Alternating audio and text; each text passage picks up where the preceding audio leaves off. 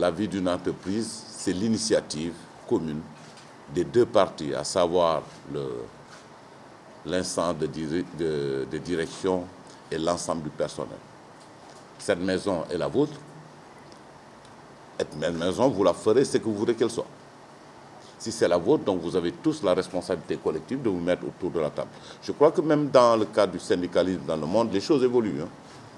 Ce n'est pas cet antagonisme-là, se regarder en chien de faïence, c'est de dire ensemble comment est-ce qu'on peut avancer les choses, dans la mesure du possible. C'est vrai, vous avez eu 11 points de revendication, vous avez réglé 9, mais il est de leur rôle d'augmenter, de réfléchir, d'augmenter. Bon, chacun est dans son rôle, ce qui est tout à fait normal. Mais, comme il le dit, chacun doit rester dans les proportions raisonnables. Si l'entreprise meurt, il n'y aura pas de syndicat. Il faut que l'entreprise vive. Et je crois que cette entreprise-là a encore un avenir devant. Une entreprise qui existe depuis quand même 70 ans, c'est une entreprise pérenne, c'est une entreprise sérieuse et c'est une entreprise respectée. Je crois qu'aujourd'hui, dans le paysage, vous êtes très bien respecté. Et saluer aussi l'initiative du directeur général, parce que généralement, les gens ils restent dans le confort. Mais il faut remuer la ruche pour que les habits s'envolent, les abeilles s'envolent. Et je crois que ça, c'est cette initiative-là que je dois saluer.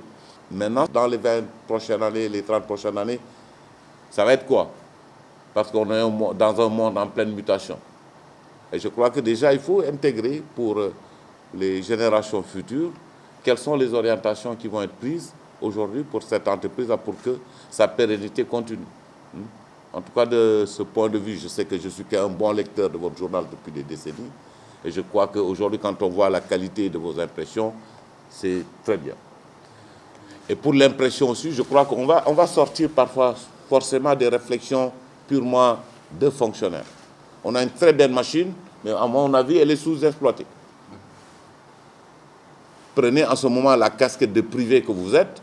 Dites-vous, comment est-ce qu'on peut donner un taux de rentabilité, un taux de réussite plus élevé que ça, monsieur le directeur technique? Je crois que ça, c'est la responsabilité de la direction commerciale, c'est la responsabilité de tout le monde, de donner du volume de travail à cette imprimerie-là pour que, en fait, vous ayez un bon bilan et que le bilan permette que chacun, avec les syndicats, de dire ensemble qu'on gagne de l'argent. Si on ne gagne pas de l'argent, on ne peut rien faire.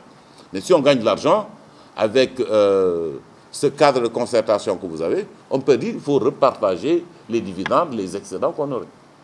Je crois que ça, il faut réfléchir là-dessus. Vous avez une belle bécane, une très belle machine, très performante. C'est de dire le volume de travail aujourd'hui de cette machine-là est insuffisant. Comment est-ce qu'il faut faire pour que ça travaille plus? Est-ce qu'aujourd'hui, vous allez démarcher au niveau de vos autres collègues pour que vous imprimiez? Parce qu'en qualité, ils ont intérêt. Est-ce que vous devez... Je ne sais pas. Mais je crois qu'on peut réfléchir là-dessus.